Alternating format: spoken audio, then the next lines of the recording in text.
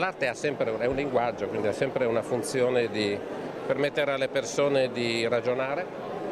L'arte ispira, non spiega, quindi nel momento in cui vedo qualcosa, c'è una situazione artistica, ho la possibilità di riflettere dentro questa situazione quelle che sono i miei pensieri, i miei dubbi, le mie contraddizioni e ne esco con qualcosa in più, con qualcosa che mi dà la possibilità di andare avanti. Dopo 3 giorni di preview ha aperto oggi al pubblico la 58esima edizione dell'Esposizione Internazionale d'Arte di Venezia tra i Giardini e l'Arsenale. Alla presenza del ministro Bonisoli, le istituzioni locali, il presidente della Biennale e il curatore della mostra. A Ca' Justinian si è tenuta la cerimonia di premiazione e inaugurazione.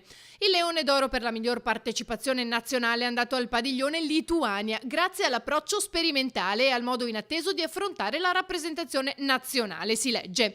Una menzione speciale come partecipazione nazionale invece è stata assegnata al padiglione Belgio, che con il suo humor spietato offre una visione alternativa degli aspetti spesso trascurati dei rapporti sociali in Europa.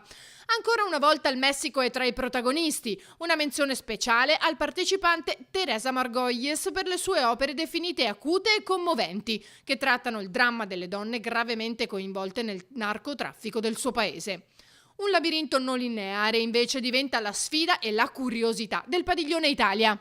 La non linearità, quasi un concetto fisico, no? Dove è un po' sì, il labirinto di calviniana memoria, no? Dove le cose a seconda di come ti accadono, di come le affronti, possono avere sequenze diverse, possono portarti messaggi diversi, quindi questa è tanto un po' la riflessione che mi ha portato.